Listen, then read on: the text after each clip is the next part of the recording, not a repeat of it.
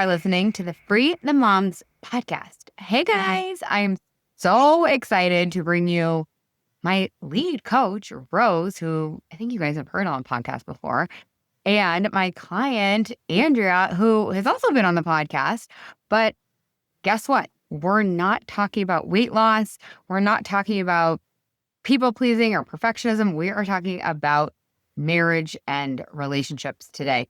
So before I have them introduce themselves to you guys, I just want to share a little bit about why we're talking about marriage. So, number one, personally, I'm obsessed with marriage because I feel like the amount of freedom that is available for you within your marriage is huge. It's just like weight loss. We live in a body every single day, all day. And if you don't love that body, it is going to ripple into every area of your life, and it's going to make other areas of your life suck if you don't feel amazing. And if you do feel amazing, it's going to level up all of those other areas. I really feel like the same is true in your marriage. If you like low level, kind of don't like your partner, that's going to trickle into your work, into your parenting, into your just daily enjoyment. And so there's just such an opportunity for us to level up our marriages. And what's so cool is we don't actually need our partner to do it with us. They eventually will. That's like the secret. But nobody teaches us how to be married, right? All we're fed is these effed up Disney movies on like, come save me. And we want to be saved as princesses. Like, even if you're woke AF, we still get this conditioning and programming that ways that relationships are supposed to be. And nobody has actually taught us how to be married. So a year plus ago, Rose, Andrea, and I actually were all in Boulder together. It was the Yummy Mummy Masters Retreat. And what was just like uncanny is that everyone was getting coached on their marriages. Everybody was saying, for 2025, I want to work on my marriage. I want to level up my relationship. I've done all this work on myself, my health, my weight, my relationship with myself and my body. And now I'm seeing that there's another opportunity here. And so Rose and I put our heads together and we made a baby with our heads. And we created a new coaching program called the Post-Nup. And so today on the podcast, we're just going to have a conversation, the three of us, talking about what the Post-Nup is and why you might want to renegotiate your marriage. Maybe you accidentally subscribed to a contract or signed a contract that's not working for you. It's a bad deal.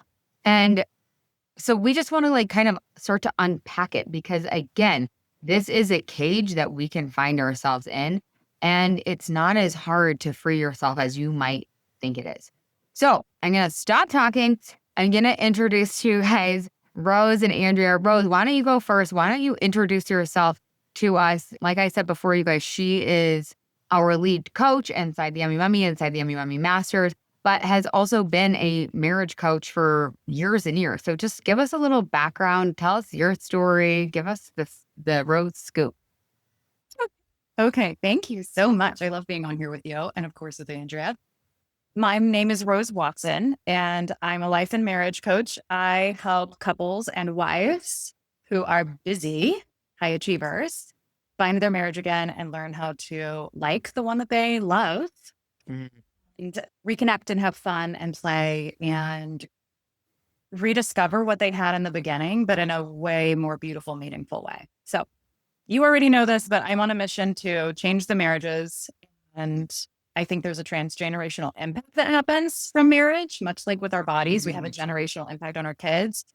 When you have a beautiful, connected, healthy marriage, that goes on for so many generations in ways that we can't even see. So it is your legacy, not just something that's enjoyable for you on a daily basis, to have a really beautiful, enjoyable marriage. So That is so good. I love that. thanks. So Did you ask me my story? Yeah, tell us your story if you want to. One good juicy one. My story. I do have a beautiful story of my own marriage. It was amazing, of course, in the beginning. And then a whole bunch of stuff that my husband and I brought into our marriage after 5 or so years started to come into play. Things that we hadn't healed from past relationships, from our childhoods. We also were very busy in our corporate roles and we started to drift. So we started becoming a little bit more like roommates. We didn't have as much time together. And that opened the door up for our marriage to essentially just crumble. It burnt to the ground, decision that we both made at that time. And then we reconciled those things, healed through them. And I was already a coach at that time. So I decided to move from weight loss into marriage because I saw the impact that this has. And I saw the need for it around me after we had risen from the ashes. I don't think you have to get to where we got to. And I would like to help people avoid getting to rock bottom before they start working on their marriage skill set, which I think a lot of us, like you said earlier, we're not taught. No one teaches you. And a lot of people are like, oh, just expect to have this 7-year itch. And we get a lot of programming instead of a lot of teaching. And oftentimes our role models suck. Yeah. And then when you go through things, you don't really know who to talk to because everybody's hiding it themselves. It's scary, especially because, again, the way it's illustrated in like on social media or like in the movies, right? It's scary to like admit, I feel like. Yes. Well, who do you don't want to show anybody what's really going on behind the scenes lest they judge you. And so we all end up kind of going through it alone. And we've been told that this is just how it goes when you've been married 20 years. This is just how it is. And or we swing to the other side and then there's like these husband bashing. This is one thing I love so much about my friend group. It's like, I don't feel like there's this husband bashing that can happen in so many friend groups, actually. So it's like, there's no middle ground, which is why we created the post-nup. But anyways, we'll talk about that more later. Anything else you want to say? I'm dying to hear what Andrea has to say too. Oh man, I don't even know where to start. Proud yummy mummy. It's changed my life and for like all the best ways. And I've been with my fiance for 9 years now. We're like, we do things in our own timing. So eventually we'll get married when we're ready for that. But whatever, what's the hurry? And we do pretty well. Our relationship isn't terrible. We have our good times. We have our hard times. And in the past, when I've like wanted to work on stuff, like it just wasn't a supportive enough situation and we'd end up fighting even more. So it's just been a situation of, I know relationship is the most important thing or one of the most important things in my life. I don't want to make it worse. I don't want to rock the boat. What do I do? We also don't have kids yet for any of you out there who are listening. So, there's not that added struggle, but just even with the two of us in the house, we come into conflict. And I just have wanted to just make it better. Yeah. Tell us why you decided. So just so you guys know, like the listeners, the post-nup is going to start on January 12th, but we had a post-nup pre-party.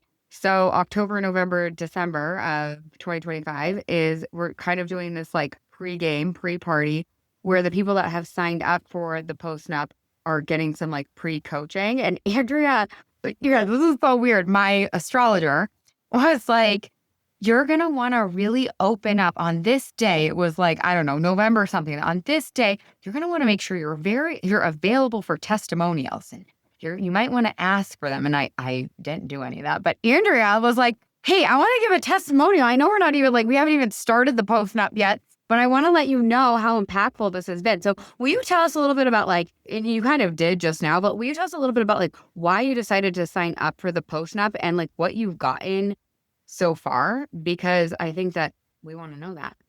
Yeah, of course. So let me just rewind a couple of years. We were going through just a really hard season, lots of fighting. I wasn't feeling great. There was tons of crying and fighting. And I had been working with this other nervous system coach. And she's like, well, this is what you do.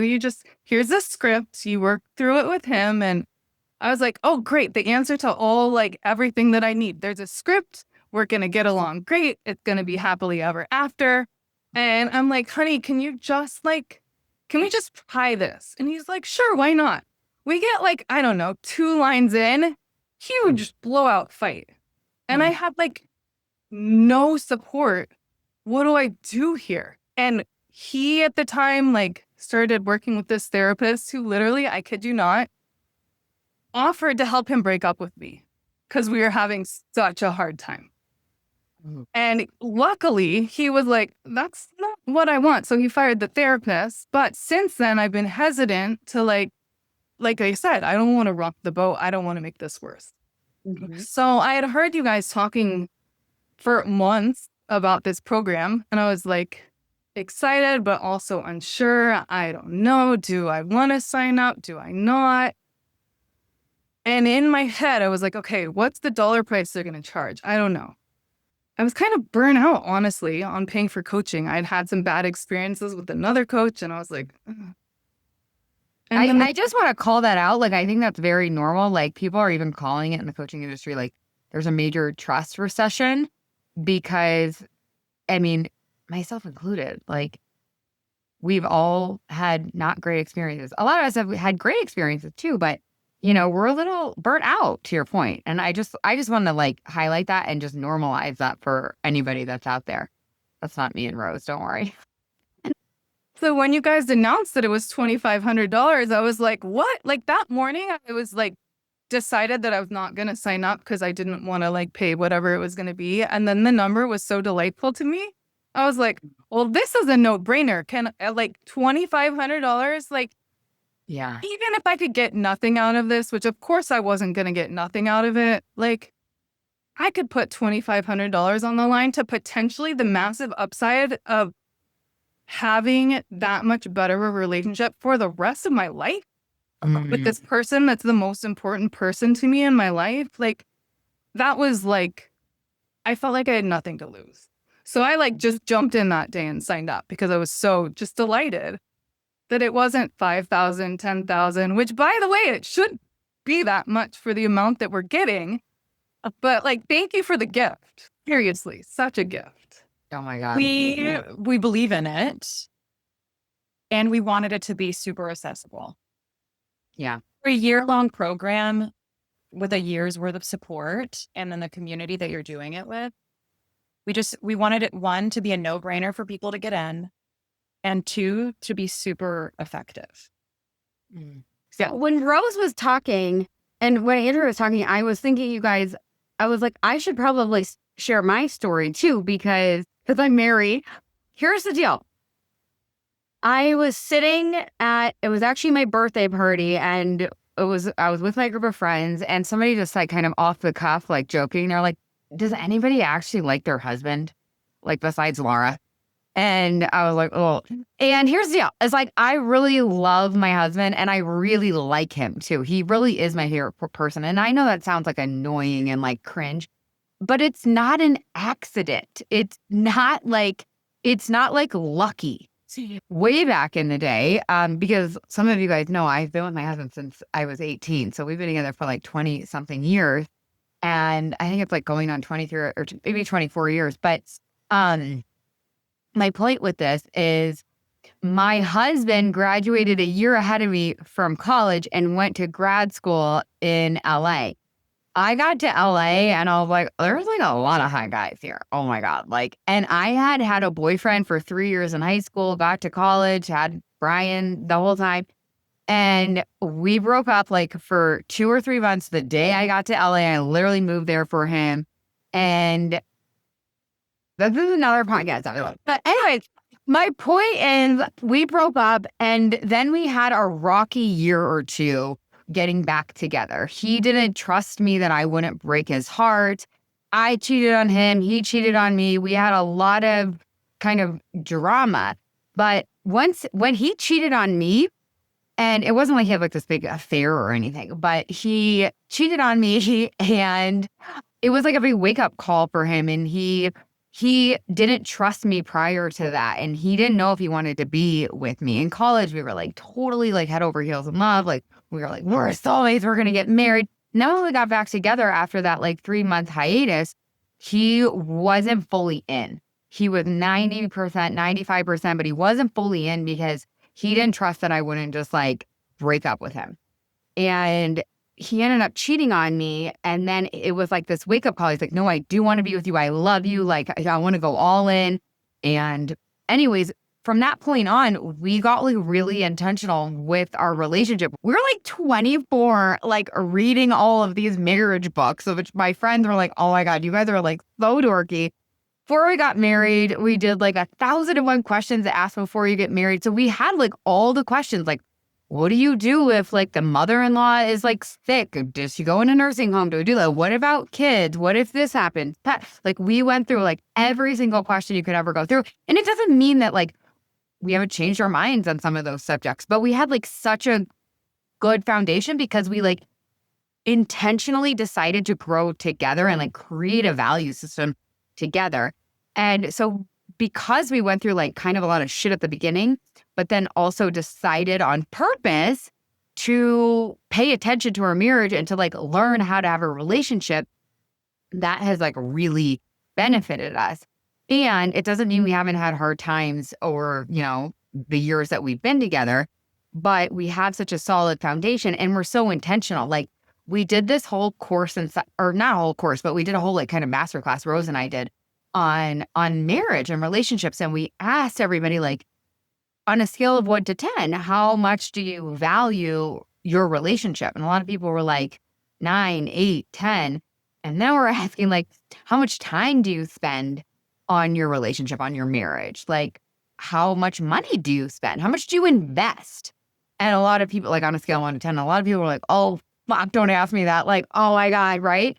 It's like, it's not on the calendar. It's not it's not showing up at the bank account.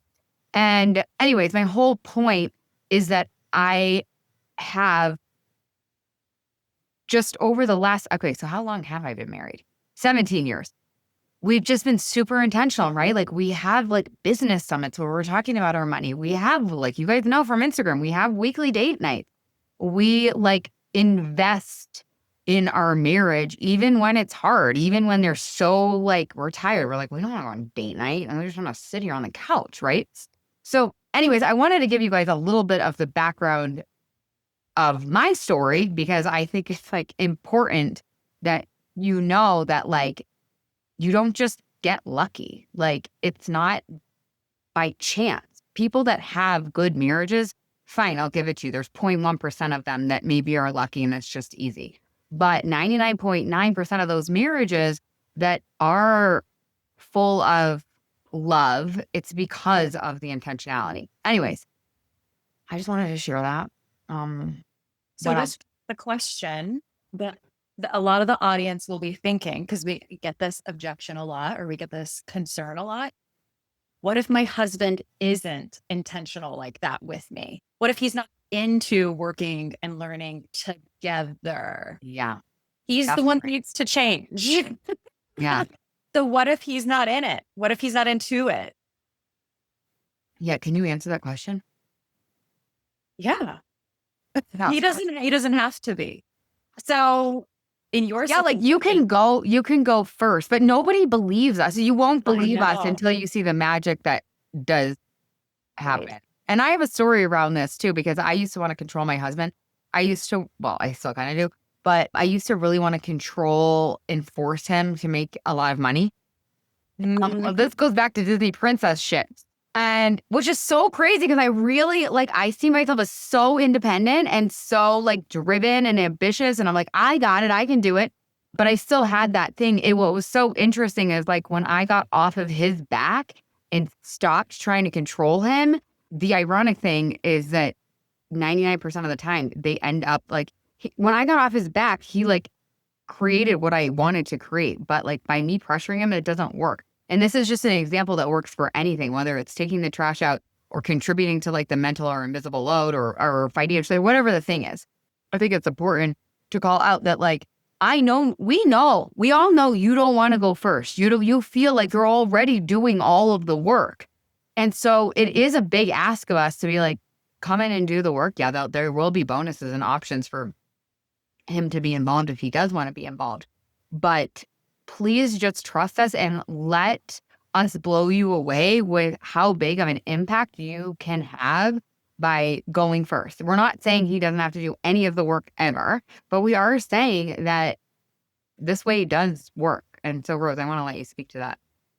No, you're 100% right. It's called the power of one. Like this concept that one person's energy shift or change in behavior precipitates a ripple effect inside the ecosystem that your marriage is. And so your marriage is like a third entity between the two of you, these two independent entities that, let's say you're musicians and, I play the violin and my husband plays the cello, and together independently we make beautiful noise, and together we are a symphony that's synergistically better than the two individual parts. So if one of you is out of tune, we have cacophony, right? We have dissonance. And so that beautiful symphony of music is genuinely, both of you being out of tune, crazy. But one of you coming into tune, the other person has the opportunity to hear the right notes, rise to the energy, or rise to the occasion, rise to the correct note. They will eventually want to make beautiful music with you too, if they hear you making beautiful music. And I use this example all the time of such a good analogy. You set the thermostat in your relationship. So if Andrea sets the thermostat really low, her fiance is going to shiver. It's just the natural byproduct of being around someone who's like cold, let's say. If he turns up the heat, she is going to sweat. So in this way, you are both 100% responsible for your emotions. And we talk about this, taking radical ownership of yourself.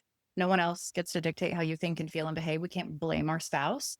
But at the same time, paradoxically, you do have to own the influence that you have on this other person. When you're doing a really good job of holding space for both of those things, independence and influence, it's amazing how your spouse has no choice but to respond in time. Given enough time and consistency, they actually do light up in that energy. And I don't want to say that's not the agenda. That's never our motive. The agenda is work on me first. We shouldn't really be telling you that part. I know.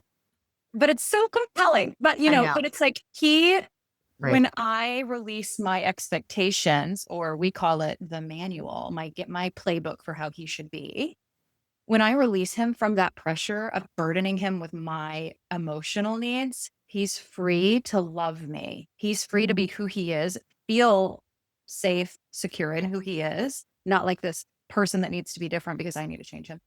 And then he wants to throw the trash. He wants to tell me I'm pretty. He wants to remember my freaking birthday. And he asks me what I need help with. He wants to take the initiative instead of me having to task him. Yeah. Because I'm so genuinely lovable to be around.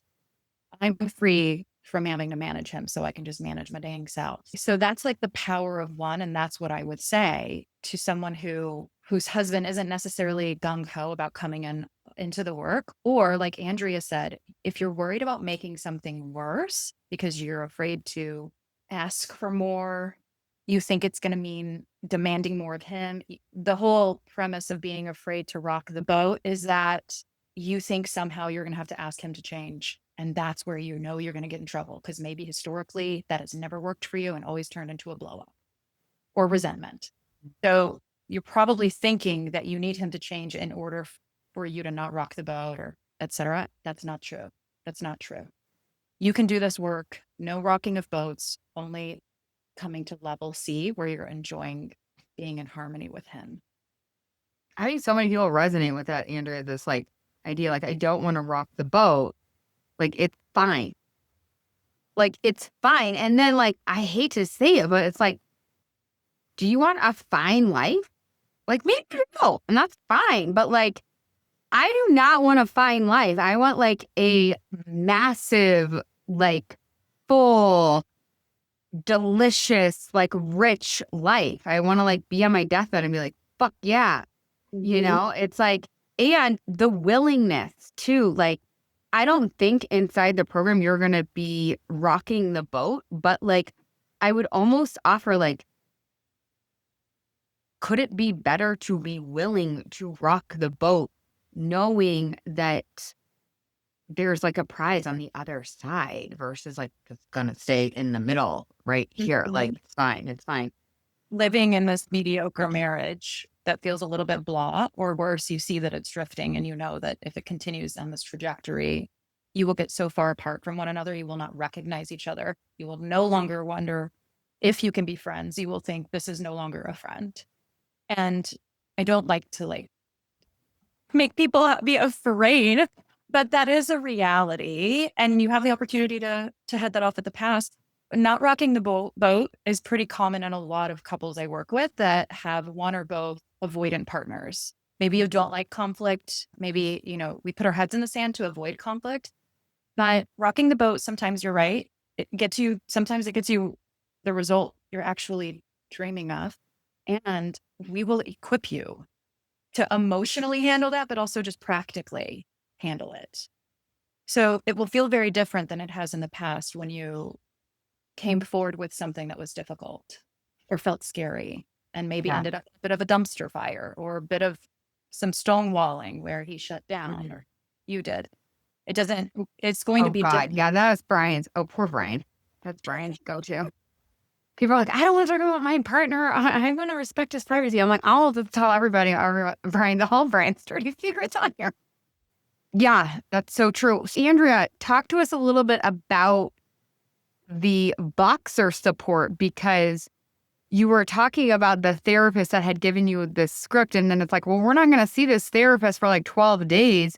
What I think it's so interesting too is like, sometimes scripts can be helpful. It's kind of like diets, right? It's like, that's why the Yummy Mummy experience works, is because we're not prescribing anything. We're taking it step by step and we're testing and retesting along the way to see what works for you and your body and your health, what works for you and your relationship and your marriage with the other person. There's so many different dynamics. It's like slapping a diet or a script that only gets you so far. So speak to us a little bit about that, because Voxer, when you like write Voxer out, like when I'm like writing an email, I'm like, you get Voxer support. It like does not sound that good, but it is like literally my favorite thing ever.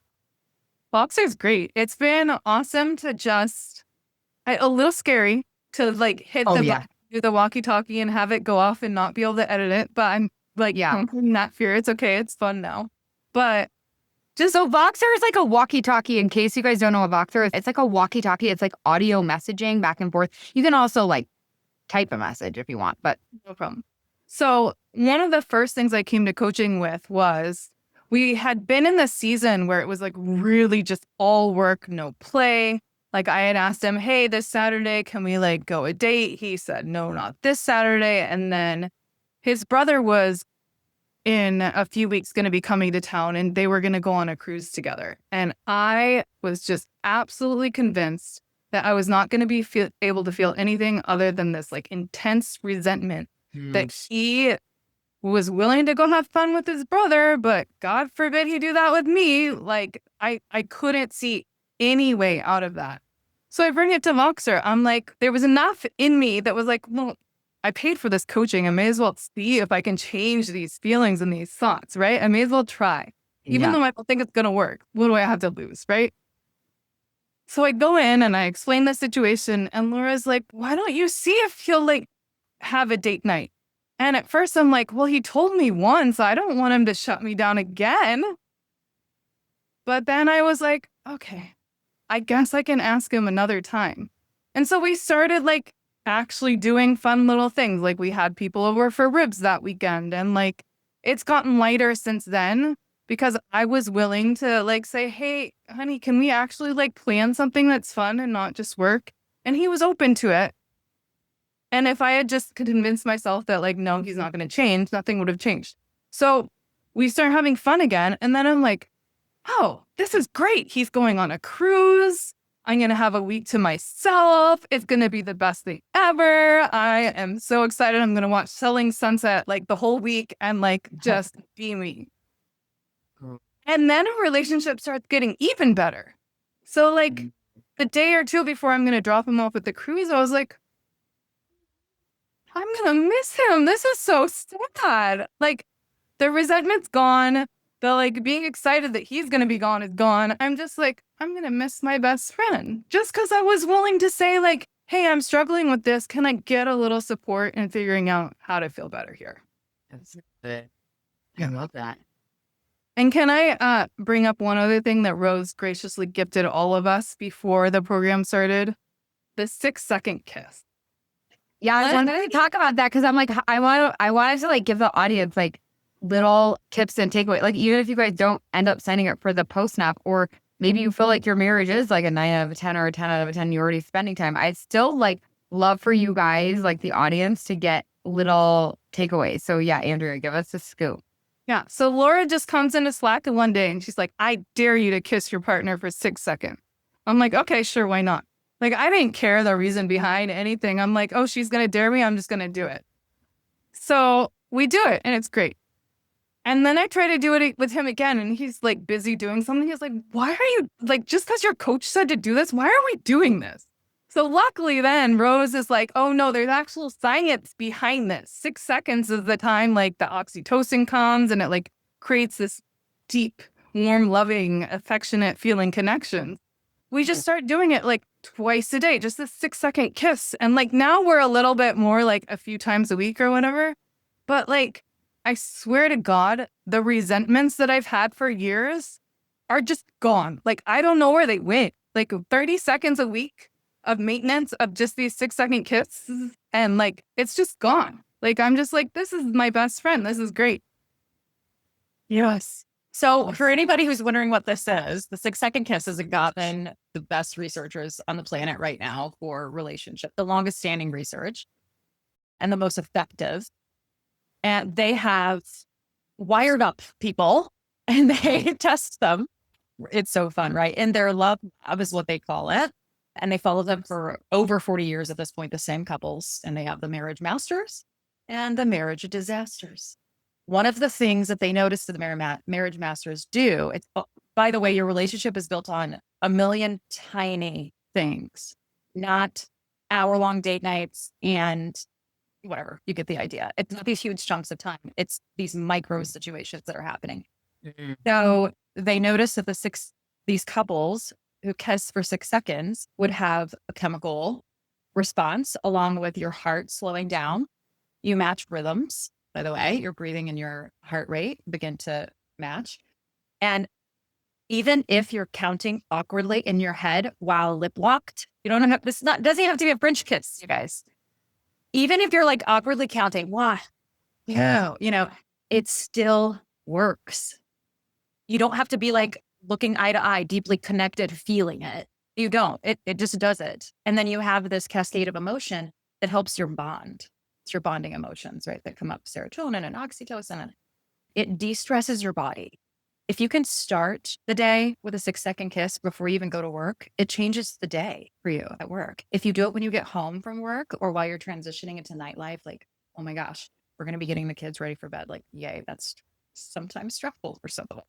And so if you can do that 6-second kiss earlier in the evening, it's amazing how that impacts your nervous system. And it seems so trivial that people think that's such a small effort, it can't work. We think things have to be hard to be effective, and they just don't. So let's make it a challenge. So if you're listening to this, by the end of the day today, whatever day this is that you're listening, you have to, this is the dare, we're daring everybody, you have to do it. And you can say that you're in a challenge and you're going to win a prize.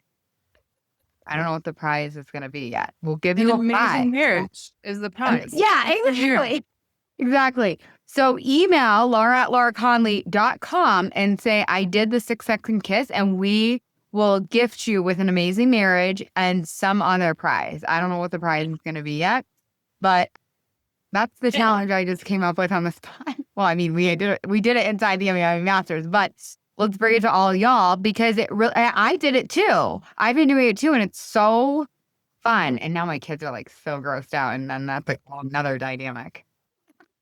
What beautiful thing for them to see, right? As the example of what a marriage can look and feel like. I already hear some of your brains, because I used to think this way too, thinking if I kiss this person for 6 seconds, Yep. they're gonna think it's time to get frisky because that's what we've modeled, or that's how they work. I just want you to have this in your back pocket. If you do the 6-second kiss and they're like, oh, am I getting whatever tonight? You be like, nope, just wanted to kiss you. That's all. You just say, nope, just wanted to kiss you if that's not your intention. Okay. So there's your like get out of jail free card for in case you're afraid to try it because you think it's going to be misinterpreted. Okay. Okay. Well, I think this came up in the masters when we were doing the challenge, and it I'm just very vocal. And so I told Brian, I was like, we have to do the 6-second kiss challenge. And part of the challenge is you're not allowed to lead to sex. You can even add that because I like the boundary. Like I like there's like, it's so fucked, but like there's like safety in it. Like I just want us to be able to have this thing on things that we do for a relationship that's like, no, it's strictly a kiss. Because I think that's so common. Everybody's like, well, I don't want to do that because then, gonna lead to, and I don't have time for that right now. That's another one. That is another podcast. There's like 8 podcasts in this podcast. Andrea, now that you've had a couple of months and the warm-up pregame of the post-up, why do you think this container is different from traditional marriage advice or like couples counseling? I think the biggest gift is like the ongoing access to like some hand holding and support as you're like bravely making some of these changes and trying these new things. Like right now, we haven't even started. We're getting coaching twice a week. So if we're having like issues that we need help with, like you guys are there. And it's awesome to be able to not be like, well, I have to wait for my next session to figure out how to deal with this thing. That's huge. The other thing that like group coaching in general, sometimes it's such a gift to see other people being coached because you're able to see it from like the detached, clear-headed space versus yourself being in it. You can't see it the same way. You just can't. Like, yeah, maybe you can go back and watch it again. Like, I don't do that. Maybe I should. Doing something in a group, people opening up, being vulnerable, knowing that you're not alone in the challenges that you're having, even if they're not identical, the flavoring is so similar. Yeah. It's just. Yeah. I think it can be really scary to like take the leap of faith to do marriage coaching because you feel like someone else is involved. But the container is so safe and private. And I just said this yesterday in Voxer, like our job, my job, Rose's job is to hold you guys with unconditional love and unconditional positive regard. And that includes your partner too. So it's like, we get it. Like we're all humans. Like we're not these perfect robots. So I just think it is a leap of faith because it is scary because again, we're not conditioned to work on our marriages and we're conditioned to like want to show perfection really. And it's not the way it works. And then we're left suffering by having to lead a life where we're pretending, really, which is horrible and normal. Yes. Rose, what do you think about the difference between therapy or couples counseling and coaching and doing it in this framework? Yes. I coach wives independently, and then I also coach couples. Yeah. But even in coaching couples, I pull them apart and we do independent sessions as well. There seems to be, I'm not saying this is the case for all marital therapists or counselors. I've been to quite a few myself. In the earlier work, I would say coaching was much more present and future focused for us. It helped me the most in practical application versus just talking things out. and understanding our past. But I think through coaching, you come to understand your past anyways, and you reconcile it for now versus just sitting in it and kind of stewing. The biggest difference between traditional marriage counseling that I see is that there is a whole lot of, I don't like to be flippant about this word, but codependence that is fostered. And so it's much of the time you're dependent, or you're almost like the victim of your spouse's decisions to show up in a certain way, act a certain way, understand where you are or not. And if they don't, you're left feeling like there's no hope here, or there's no change that could possibly happen. And Yeah, it perpetuates this idea that like someone can actually hurt your feelings. Again, that there's that influence piece, but that you're at the mercy of however they show up. And if they don't get it in the sessions with this counselor, then what, it just makes you feel a little bit hopeless sometimes. I will take the example to be specific of like love languages, which I like. I love knowing a love language. That's kind of cool. It can be a useful tool when used really well. And also, it's like, if you don't know my love language and now that you know it, you don't do it, I feel unloved by you. And now I'm resentful because, hey, you just learned my love language and you're choosing not to do it. You must not love me. You must not care. You're rude, blah, blah, blah. That is actually codependent in nature, where you're emotionally outsourcing your well-being to this person. And that's not fair to them. It's not fair to you. And so this is some of the things that I notice comes out of things I carried away. and it's so anxiety producing too, because you're like, I hope they behave so I can feel good, right? And it's like, well, yeah, they're not gonna always behave. So then you're powerless. So I think sometimes it fosters a sense of powerlessness inside of the marital ecosystem, where you should be learning to play your instrument the best that you can first. Yeah. Not relying on them playing theirs well, if that makes sense. Yeah, that's so good.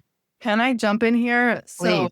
even though we've been doing feelings work ever since I started the Yummy Mummy like 4+ years ago, like it's still somehow, I still was telling myself this story that like managing my emotions meant that I just didn't ever have any negative emotions, which is hilarious because that's not a thing. But like another Voxer coaching session had me like really realizing that like I could ask him like not to say certain things or bring certain things up, and he would really try. Like he actually would try, and we would still stumble into situations where he would say something, I would be feeling inadequate, like my feelings were getting hurt, and it finally just fully dawned on me like, oh, like I'm supposed to just feel these feelings. I don't have to like try to like control what he's saying. Yeah. And I can say like, hey, honey, this is like hitting a little tender spark. Can you give me a second and feel it and move on, rather than constantly trying to be like, well, don't talk to me about this and don't talk to me about that. Because that just, it doesn't work and it doesn't feel good. No, it doesn't feel. And then it breeds like this inauthenticity. Like, what is the point of marriage? And if the point of marriage is to, I mean, this would be for all y'all to answer on your own. But if I think about it, it's like the point of marriage is to help each other grow and evolve and love each other and have fun together. And I think you steal that opportunity from somebody else when there's these rule books and they're not allowed to be who they are. I mean, I constantly am saying that about Brian. I feel like the biggest gift he gives me is like, I really feel safe to be myself. Like he just loves me, like capital N for me. Like I really do feel safe to be myself. And like that, I can't think of a better gift that you could give somebody. And when we play this codependent, you got to do this, like it forces someone to be scared to be themselves. What you just described is freedom. Good thing we're here to free the moms.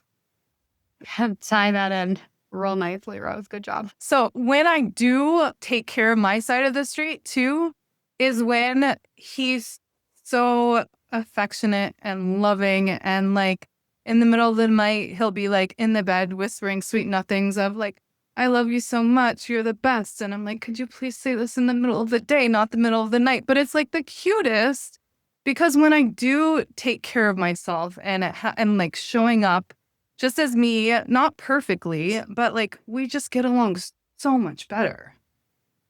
Yeah. Nothing is more attractive, honestly, than like a safe, vibrant woman. So good. Ooh. So for our lovely ladies out there who are feeling stuck or resigned, Mm. what do you want them to know? Yeah. What would their marriage look like if they didn't join?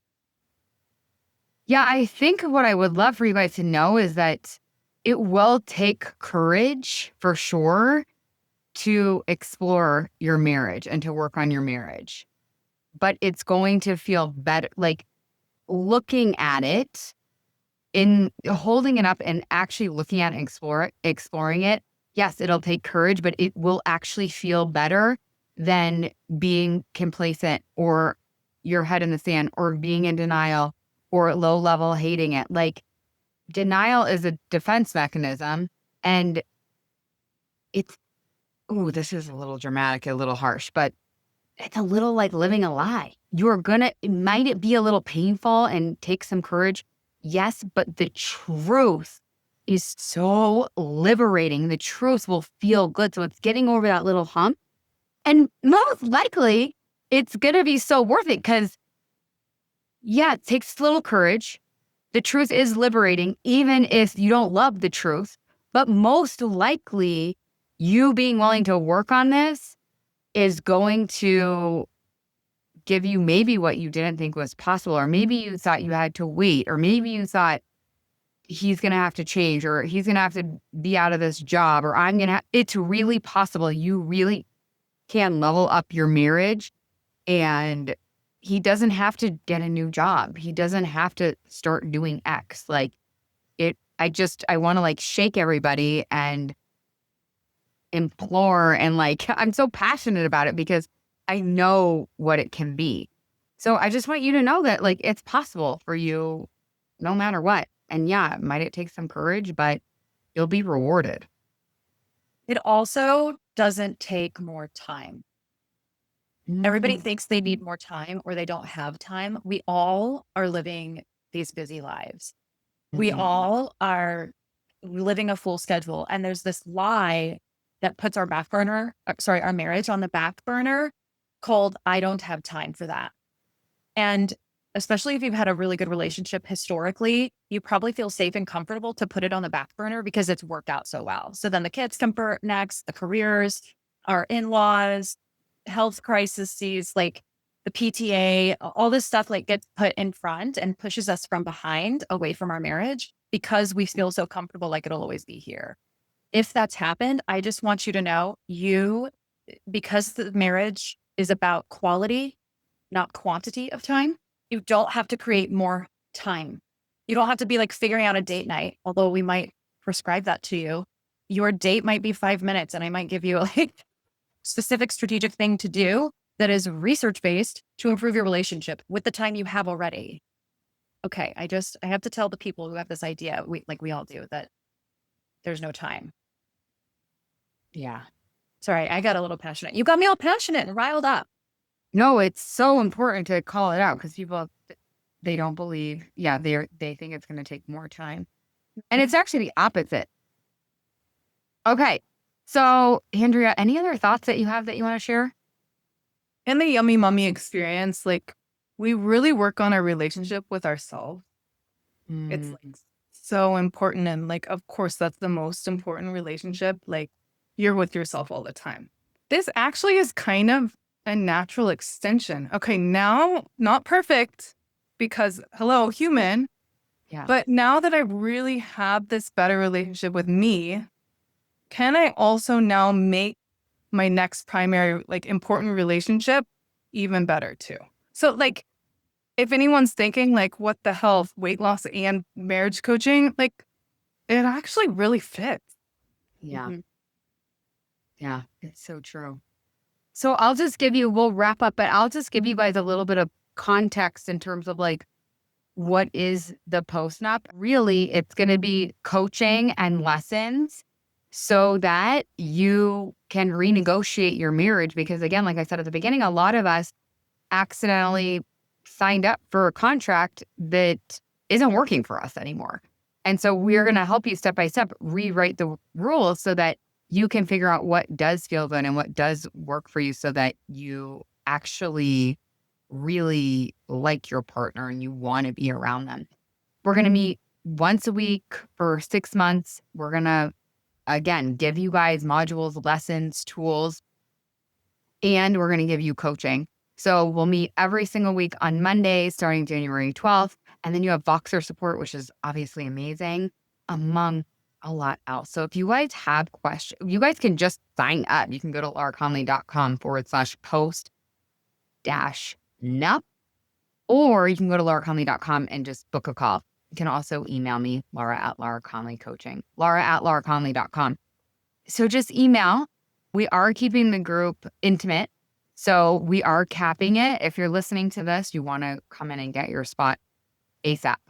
You maintain access to the beautiful hive of other women who are on the same journey with you for 6 months after our core work, our weekly coaching calls. And we will. Yeah, so it's really a year-long program. And the like kind of more intense part is, I don't want to say intense, but like more immersive part is the first 6 months of the year. Yes. And to Yeah. make sure that what you're learning, you have time to practice it and implement it with support behind you. We give Yeah. that additional 6 months and to maintain what will end up being like a wonderful wives tribe that you're intimately connected to at that point. I love that. Yeah. So good. And that is exactly right when you were talking about the difference between therapy and coaching, right? That's exactly it. Like the connection you get with the community, the implementation, the accountability, the response time, like Andrea is saying.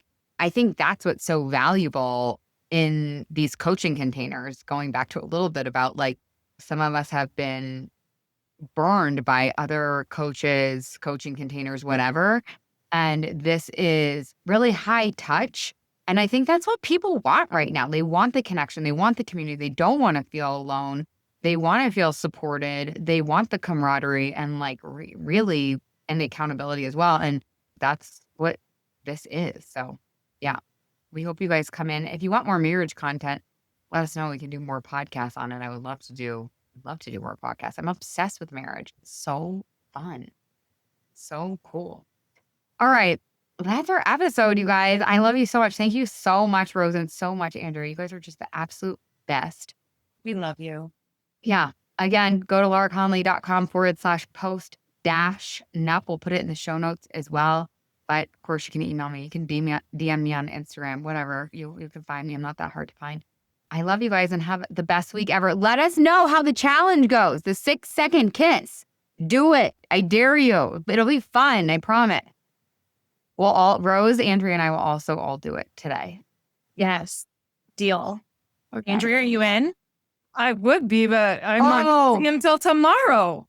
Two kisses for you tomorrow. 12 seconds. Okay, bye everybody. Have the best week ever.